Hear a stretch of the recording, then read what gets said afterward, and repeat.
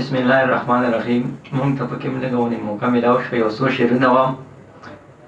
په دې یو سړي کوو مونږه نازونه، حضرت شیخ صاحب ته ډالۍ کوم چې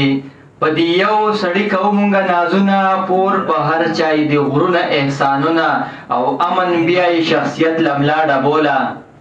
امن بیا یې شخصیت لملاړه بوله، حیا ودرېده قوي صفتونه. د چا حق چې مونږ کړی حمایت دی، د چا حق چې مونږ کړی حمایت دی، خدای ورکړی ورله لوی استقامت دی، پرشتو پشان مولیان ورله تابع دي، پرشتو پشان مولیان ورله تابع دي، دی د لویو لویو کړی امامت دی، او هغه چا چې به خبرې ورپسې کړي، هغه چا چې به خبرې ورپسې کړي، هغه څوک ورته قسم دی ملامت دی، او چې درسونه د قرآن دنیا کې عام دي، چې درسونه د قرآن دنیا کې عام دي، د پنځپیر مولا ملګرو کرامت دی، او په قیامت کې ورسره به یې سایره،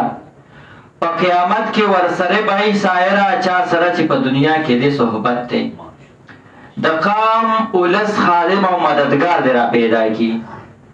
د قام اولس خادم او مددگار دی را پیدا کی، دنیا د چاڼ کی داسې تابعدار دی را پیدا کی، او د خپلو حقیقي بچونه هم په هزار واره، د خپلو حقیقي بچونه هم په هزار واره، او د خپلو روحاني بچونه زار دی را پیدا کی، او راځه ورسره کښېنه ورته ګوره بیا آواز کړه، راځه ورسره کښېنه بیا ورته ګوره بیا زار آواز کړه، په حسن د حیا باندې سینګار دی را پیدا کی،